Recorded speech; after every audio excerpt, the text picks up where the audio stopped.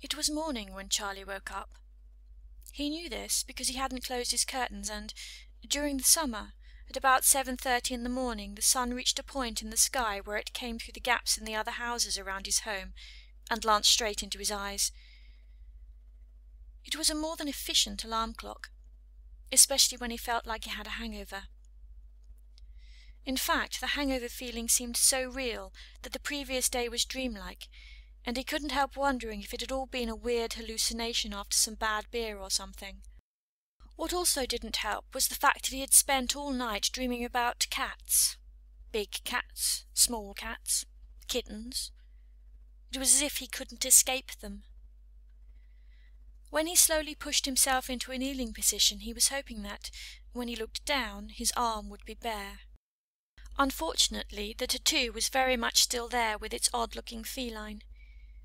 He had been drugged and tattooed in the magic shop. It had really happened, and he wasn't sure he wanted to deal with it.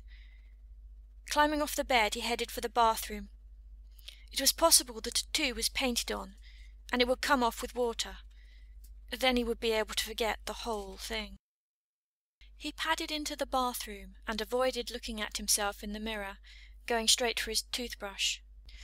Why anyone would want to kidnap him was beyond him. He was basically boring.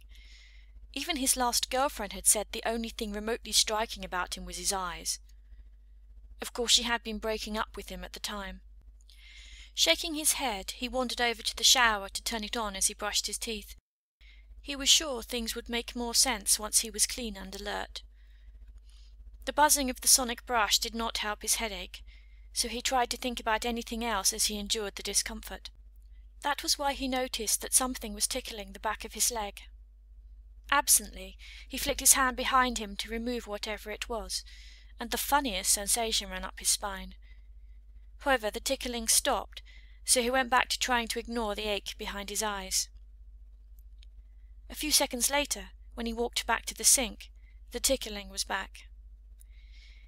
He spat while shifting his leg, then rinsed his mouth before swiping at whatever it was again.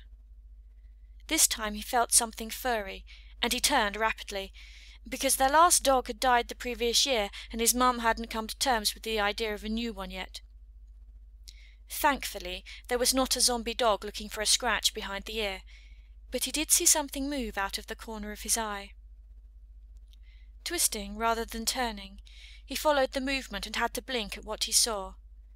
There, behind him, twitching in agitation, was a fluffy brown and white tail, only he couldn't tell what it belonged to. He moved a little more, and the tail moved with him, which gave him a clue that it might belong to the only thing in the bathroom. Him. This was one step too far for his beleaguered brain, and he promptly refused to believe what he was seeing.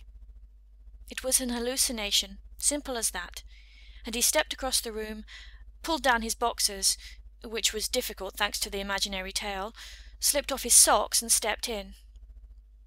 Unfortunately, the tail was still there, dripping on the floor after he had finished his shower, and he didn't have a choice but to investigate it.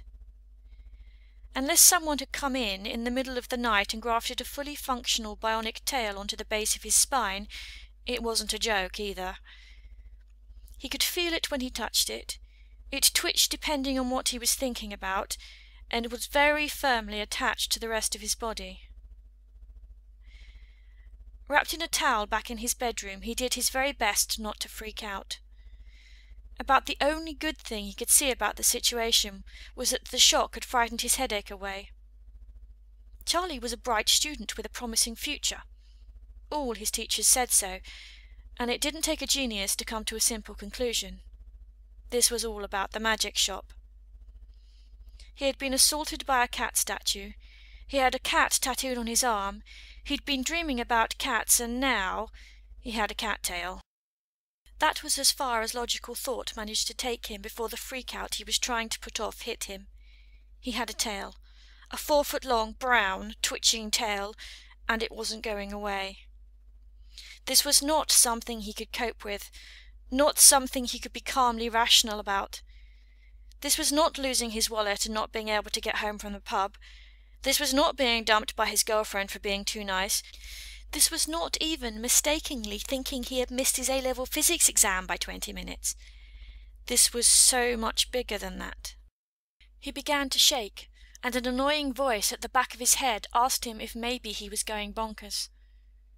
A more logical voice joined in chorus to point out he might just still be having a bad trip, but was just as unhelpful.